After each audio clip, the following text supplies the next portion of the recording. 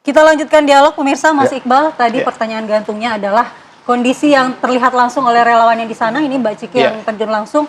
Kondisinya kelaparan dan kebingungan. Kondisi seperti itu bagaimana pemulihan psikologis yang dilakukan? Ya, kalau tidak ditangani ini akan berdampak kepada depresi.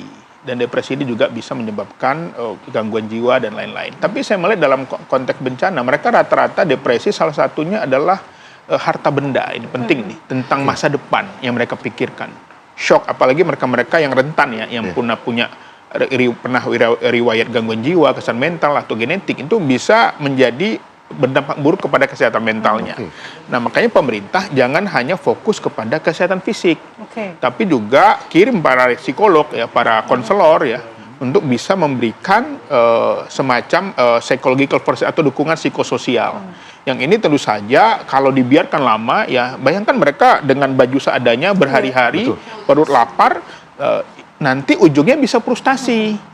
Kalau frustasi bisa agresif. Nah, ini bahaya. Makanya sudah mulai kan ada penjarahan ya, ada pembegalan bantuan di tengah jalan, itu fakta gitu loh. Jadi saya melihat kita punya resources. Ya, uang ada, pemerintah pasti ada uang. Kenapa? Dengan pemotongan hasil TKD, dana hasil bagi hasil daerah itu dipotong, daerah ini nggak punya uang, gitu loh. Lalu gimana caranya? Pemerintah pusat gitu loh. Ya, jadi sampai Sumatera Barat aja dipotong 2,6 triliun. Nah, PR-nya sekarang Mas Iqbal, kalau kita melihat kondisi saat ini ya, seperti yang Mbak Ciki juga menggambarkan, Mas Iqbal juga lihat, ini PR-nya ada di mana? Di masalah bantuan makanan kah?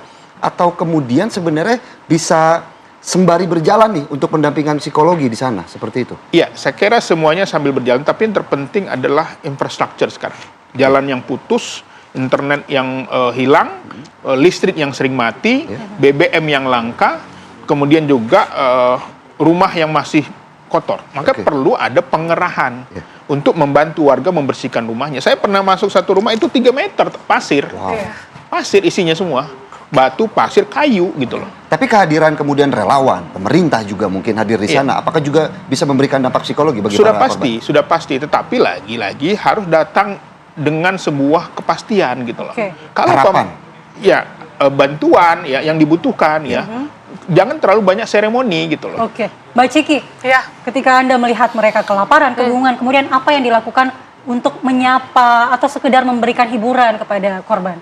Ngasih nasi bungkus, Mbak, yang kita masak di dapur umum. Iya, itu. Beberapa ngobrol gitu, tapi ya beberapa karena orang udah lapar. Orang kalau lapar tuh ya mereka berusaha untuk makan dulu. Apapun mereka akan lakukan, artinya begitu ya Mbak Ciki. Tapi kan kalau juga kemudian beberapa video yang Mbak Ciki unggah ke media sosial begitu ya, bagaimana kedekatan psikologi dengan hadirnya relawan anak-anak. Ada nggak sih kegiatan-kegiatan lain seperti itu yang memberikan dukungan psikologi bagi mereka korban bencana alam? Aku tuh kebanyakan ikut aja sama relawan yang biasa dan udah paham mereka harus ngapain ya untuk pendampingan psikososial. Yang kita lakukan adalah aku ngedampingin, ngiringin teman-teman aku ngedongeng. Itu ngedongeng. mendongeng Dan ya mereka begitu ya? seneng banget, enjoy banget. Terus ada yang bawa boneka. Kita dongeng macam-macam lah di setiap titik-titik posko yang kering gitu. Kita gelar dongeng, terus kita gelar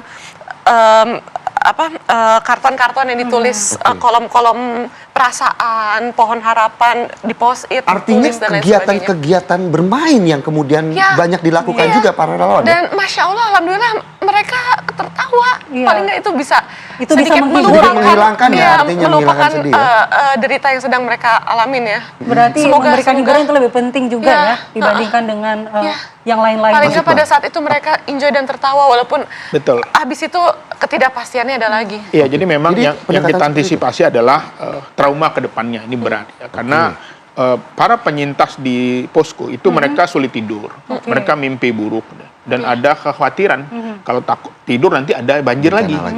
Dan yang lebih menyedihkan di beberapa titik itu bukan hanya banjir tapi tanah longsor. Ya, jadi double, bahkan di Sumatera Barat itu ada erupsi juga.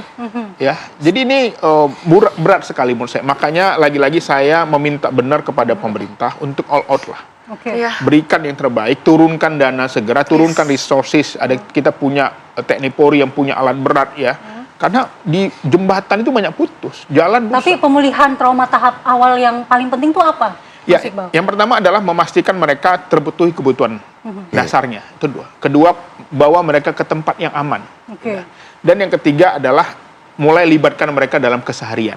Ya, seperti masak bareng-bareng, aktivitas ya, gotong royong, ya, supaya mereka kembali lagi berdaya. Ya. Jangan juga menjadikan para penyintas ini menjadi objek saja. Datang pejabat dikunjungi, lalu dikasih bantuan, ya. Tapi mereka harus bangkit. Makanya saya lagi-lagi stres, tekanan hidup dan beban dalam bencana itu berkorelasi dengan ekonomi yang mereka pikirkan. Bagaimana aku ke depan? Bagaimana anak-anakku sekolah? Setelah kehilangan seluruhnya. Para ayah saya lihat wajahnya bengong, kosong pandangannya. Ibu-ibu menangis. Kami nggak punya penghasilan lagi. Kambing kami sudah mati, sapi kami sudah nggak ada, sawah kami terbenam. Pun hancur di sana ya. Lah iya, irigasinya hancur. Ini ke depan mereka nggak punya harapan. Maka nggak ada cara lain. Bantuan sosial kasih sekarang. Jangan menjelang pemilu aja. Ini sekarang ini. Yang diperlukan masyarakat tuh sekarang. Ya, jangan tunda-tunda, jangan agar banyak mereka pikir. merasa tenang akan harapan masa depan ya. Betul, ini kepastian. Anak-anak yang hari ini tidak bisa sekolah pasti jamin. Mereka sekolah yang rusak pastikan segera dibangun. Yang mereka mungkin merantau, anak-anaknya di kampus lagi kuliah, lunasi. Ya, kasih beasiswa. Karena itu yang diperlukan sekarang. Itu sangat berpengaruh secara sangat psikologi. Berpengaruh. Kita lihat Thailand ya, mereka punya skema. Yang hutang, yang nunggak di bank, kita bantu. Yang rumahnya hilang. Akan sulit nggak sih untuk menghilangkan trauma seperti ini, Mas Iqbal? Ya, saya kira perlu waktu. Makanya tadi, waktu kuncinya adalah tadi kebutuhan dasar. Kemudian juga bagaimana mereka segera bisa beraktivitas kembali. Jalannya harus dibenarkan, akses jembatannya putus diperbaiki. Akan ke sana dalam waktu dekat lagi? Insya Allah, saya ingin sekali ke Aceh.